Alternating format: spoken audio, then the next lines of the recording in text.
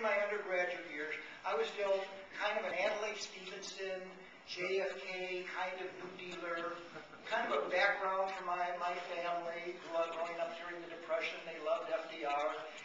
And I happened to read in an economics class, Capitalism and Freedom. And it was an epiphany for me. It changed the way I thought. So you can imagine I had this hero status of a guy who was so fundamental in my own thinking.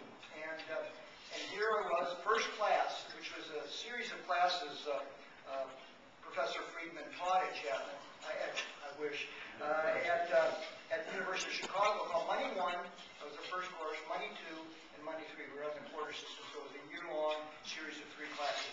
So he strides into class, and he, if you remember or met Professor Friedman's sprightly pace, and he went to the blackboard, grasped a piece of chalk. I guess as a disclaimer, for those of you who are under 40 years old, chalk is kind of a strong substance that leaves an impression on slate boards. As I look around this group, I think I don't have to say that. They all understand what chalk is. Anyway, he started writing at a furious pace, and what he did was to write down a series of what seemed like very innocuous truisms. Things like, get this, if a person has a choice of buying 2 identical objects, that person will buy the cheaper one. Friedman asked if we had any questions about the statements on the board, and since they all seemed so intuitively obvious, we didn't, and he said, "Oh, thank you," and he left. And that was our first class.